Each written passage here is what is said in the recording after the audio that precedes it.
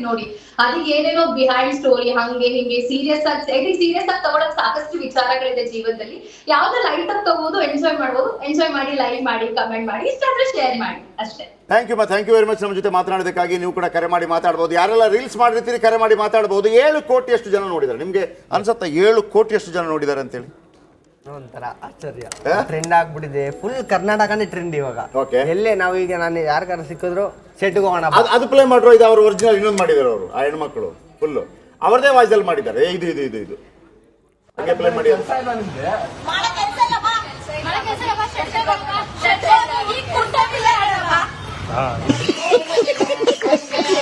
ಮಾಡಕ್ ಬೇರೆ ಕೆಲಸ ಇಲ್ಲ ನಿಮ್ಗೆ, ಮಾಡಕ್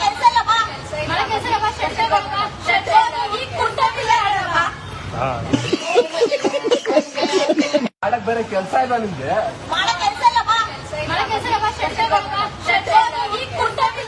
ಓಕೆ ನಿಕೇಶ್, ನಿಮ್ಗೇನಕ್ಕೆ ಇಷ್ಟ ಆಯ್ತು ಇದು? ನಂಗೆ ಸಾಕಷ್ಟು ಇಷ್ಟ ಆಯ್ತು ಅಂತ ಹೇಳಿದ್ರೆ, ಅವರು ವೃತ್ತಿ ಧರ್ಮ ಮಾಡ್ತಾ ಇದಾರೆ. ಆ ಮೂಮೆಂಟ್ ಅಲ್ಲಿ ಈ ತರ ಹೇಳೋದು ಸ್ವಲ್ಪ ಸಿಟ್ಟು ಕೋಪನೂ ಬರುತ್ತೆ. ನೀವಂತಲ್ಲ ಯಾರೇ ಬೇಕಾದ್ರೂ ಹುಡುಗನ ವಿಚಾರಕ್ಕೆ ಬಂದಾಗ್ಲೂ ಕೂಡ ಇಲ್ಲಿ ತುಂಬಾ ಜನ ಬಂದಿದ್ರು. ಅಲ್ಲಿ ಅವ್ರು ಬಂದ್ರು ಹೋದ್ರು, ನಾವೇನೋ ಅವ್ರ ಮನೆಗೆ ಹೋಗಿ ಹಿಡಿದದ್ದಲ್ಲ. ಪರಪ್ಪನಗ್ರಹಕ್ಕೆ ಯಾರೆಲ್ಲ ಬರ್ತಾರೆ, ನಮ್ಮ ವೃತ್ತಿ ಧರ್ಮ ನಾವು ಮಾಡ್ತಾ ಇದ್ವಿ. ಆ ಹುಡುಗನ ಹೋಗ್ಬೋದಾಗಿತ್ತು, ಬರ್ಬೋದಾಗಿತ್ತು, ಯಾರು ಬೇಕಾದ್ರೂ ಅದನ್ನೇ ಮಾಡ್ತಾರೆ. ಅನಗತ್ಯವಾಗಿ ಬೇಕಾಗಿರಲಿಲ್ಲ. ನಿಮ್ಗೇನು ಮಾಡಕ್ ಕೆಲಸ ಇಲ್ವ ಅಂತ ನಮಗೂ ಸ್ವಾಭಾವಿಕವಾಗಿ ಅನಿಸ್ತದೆ. ನೀವೇನು ಹೇಳ್ತಾ ಇದ್ದೀರಿ?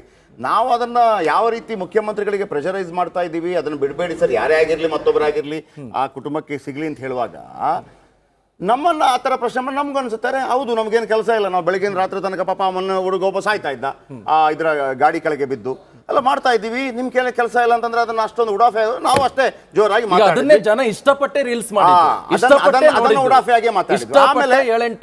ಆಮೇಲೆ ಸುಖ ಸುಮ್ಮನೆ ಬರೆದು ಬುದ್ಧಿ ಹೇಳೋರನ್ನು ಕೂಡ ನೋಡಿದ್ವಿ. ನೀವೇನು ಕಡಿದು ಕಟ್ಟಾಕಿದ್ರಿ ಅಂತ ನಮಗೂ ಗೊತ್ತಿದೆ, ನಾವು ನೋಡಿದ್ದೀವಿ. ಓಕೆ, ಬೇಕಿದ್ರೆ ಚಾಲೆಂಜ್ ಮಾಡೋಣ, ಯಾರು ಸಮಾಜಕ್ಕೆ ಏನು ಕೊಟ್ಟಿದ್ದಾರೆ, ಎಷ್ಟೆಲ್ಲ ಕಾರ್ಯಕ್ರಮಗಳಾಗಿದೆ ಅಂತೇಳಿ ಬೇಕಿದ್ರೆ ನಾನು ಚಾಲೆಂಜ್ ತಗೊಳ್ಳೋಕೆ ರೆಡಿ ಇದ್ದೀನಿ. ನೀವುಗಳು ಎಷ್ಟು ಮಾಡಿದ್ರಿ ನಾನು ನೋಡ್ತೀನಿ ಅದನ್ನು.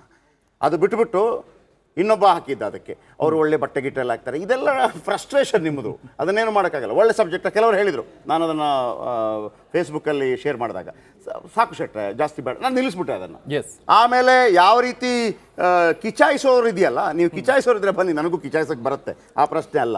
ನಾವು 25 ವರ್ಷಗಳಿಂದ ಏನು ಮಾಡಿದ್ವಿ ಅದು ಗೊತ್ತಿದೆ ನಮಗೆ. ಓಕೆ, ಈಗ ಒಂದು ಬ್ರೇಕ್ ಆದ ನಂತರ ನೀವು ಕೂಡ ಕರೆ ಮಾಡಿ ಮಾತಾಡಿ.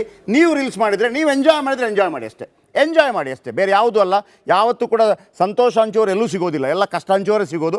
ಇದರ ಮೂಲಕ ನಿಮಗೊಂದು ಸಂತೋಷ ಸಿಗುತ್ತೆ ಅಂತಂದರೆ ಮತ್ತೊಮ್ಮೆ ಹೇಳ್ತಾ ಇದ್ದೀನಿ, ಘಟನೆಗೆ ಇದಕ್ಕೆ ಸಂಬಂಧ ಮಾಡಬೇಡಿ. ಒಂದು ಶೆಟ್ಟಿಗೆ ಬಾ ಹವಾ ಸಾಕಷ್ಟು ಕ್ರಿಯೇಟ್ ಮಾಡ್ತಾ ಇರುವಂತದ್ದು. ಜೊತೆ ಈಗ ನಮ್ ಜೊತೆ ಈ ಹವಾ ಕ್ರಿಯೇಟ್ ಮಾಡಿದವರು ಕೂಡ ಇದ್ದಾರೆ, ಅವ್ರನ್ನೇ ಮಾತನಾಡ್ತೀವಿ. ಏನ್ ಹೇಳ್ತೀರಿ? ಇವಾಗ ಸಾಕಷ್ಟು ಸುದ್ದಿ ಸದ್ದು ಮಾಡ್ತಾ ಇರುವಂತದ್ದು ಶೆಡ್ಡು ತುಂಬಾ ಖುಷಿ ಆಗುತ್ತೆ. ನಮ್ಗೆ ಗೊತ್ತಿರ್ಲಿಲ್ಲ ಇಷ್ಟೊಂದೆಲ್ಲ ಆಗುತ್ತೆ ಅಂತ. ಏನೋ ವೈರಲ್ ಆಗ್ಬಿಟ್ಟಿದೆ, ಎಲ್ಲೇ ಹೋದ್ರು ಶೆಡ್ಡು. ಇವಾಗ ಬರೀ ಶೆಡ್ಡೆ. ಅವಾಗ ನಾವು ರೀಲ್ಸ್ ಮಾಡಿದ್ವಿ, ನಾವು ನರಸಿಂಹರಾಜ್, ನಾವು ಎಲ್ಲೇ ಈಗ ಹೋದ್ರು ನರಸಿಂಹರಾಜು ಇವಾಗೆಲ್ಲ ಶೆಡ್ಗೆ ಬಾ ಹೋಗೋಣ ಅಂತಾರೆ. ಅದೇ ಟ್ರೆಂಡ್ ಅನ್ನೋದು. ಮಮತಾ ಅನ್ನೋರು ಇದ್ದಾರೆ, ಮಮತಾ ಅವ್ರದ್ದೊಂದು ಕ್ಲಿಪ್ಪಿಂಗ್ ಹಾಕಿ. ಮಮತಾ ಅವ್ರು ಸ್ವಲ್ಪ ನಮ್ದೇ ಸ್ಟೈಲ್ ಮಾಡಿದ್ರು. ಪರಪ್ಪನ ಅಗ್ರಹಾರಕ್ಕೆ ಹೋಗ್ತಿರ್ಬೇಕಾದ್ರೆ ವಿಡಿಯೋ ಮಾಡಿದ್ದಾರೆ. ಅದಕ್ಕೆ ಇವನು ಕೇಳಿದ್ರು, ನಿಮ್ಗೆ ಮಾಡಕ್ಕೆ ಬೇರೆ ಕೆಲಸ ಇಲ್ವಾ? ಹೌದು, ನಮ್ ಕೆಲಸ ಇಲ್ಲ, ಶೆಡ್ಗೆ ಬಾ, ನಮಗೆ ಮಾಡಕ್ಕೆ ಕೆಲಸ ಇಲ್ಲ, ಶೆಡ್ಗೆ ಹೋಗೋಣ ಬಾ, ಶೆಡ್ಡಲ್ಲಿ ಕುಂಟಾಬಿಲ್ಲ ಆಡೋಣ ಬಾ. ಪರಪ್ಪನ ಅಗ್ರಹಾರಕ್ಕೆ ಹೋಗ್ತಿರ್ಬೇಕಾದ್ರೆ ವಿಡಿಯೋ ಮಾಡಿದ್ದಾರೆ. ಅದಕ್ಕೆ ಇವನು ಕೇಳಿದ್ರು, ನಿಮ್ಗೆ ಮಾಡಕ್ಕೆ ಬೇರೆ ಕೆಲಸ ಇಲ್ವಾ?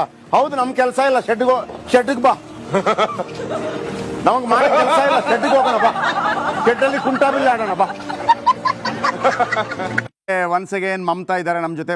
ಮಮತಾ, ನೀವು ಮಾಡಿದ ಈ ರೀಲ್ಸ್ ಯಾವ ರೀತಿ ಟ್ರೆಂಡ್ ಆಯ್ತು, ಏನ್ ಅನಿಸ್ತಾ ಇದೆ? ಶೆಟ್ಟರ್ ಸ್ಟೈಲೇ ಮಾಡಿದ್ರಿ ಮತ್ತೆ? ಹೌದೌದು, ತುಂಬಾ ಖುಷಿ ಆಯ್ತು ನನ್ಗೆ ಆ ಡೈಲಾಗ್ ಇಷ್ಟ ಆಯ್ತು. ಶೆಟ್ಟರ್ ಅವರು ಮಾಡಿದ್ದು ರೀಲ್ಸ್ ಸ್ಕ್ರೋಲ್ ಮಾಡೋ ಟೈಮಲ್ಲಿ ಈ ಡೈಲಾಗ್ ಬಂತು.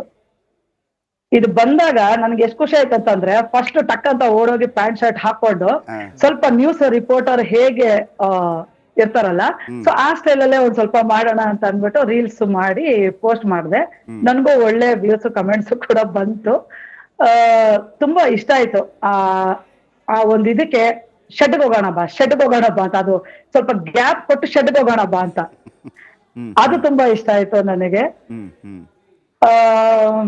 ಜನಗಳಿಗೆ ಇಷ್ಟ ಆಗ್ಬಿಟ್ರೆ ಬಿಡಲ್ಲ ಬಿಡಿ ಸರ್. ಅಲ್ಲ, ನಾವು ಒಂದೇನು ಗೊತ್ತಾ ಮಮತಾ ಅವರೇ, ಇದು ಕೇವಲ ಫನ್ಗಾಗಿ ಮಾತ್ರ ಯೂಸ್ ಆಗ್ಬೇಕು, ಬೇರೆ ಯಾವುದೇ ಕಾರಣಕ್ಕೂ ಅಲ್ಲ ಅಂತ, ಆ ಘಟನಾವಳಿ ಸಂದರ್ಭಕ್ಕೂ ಅಂತ.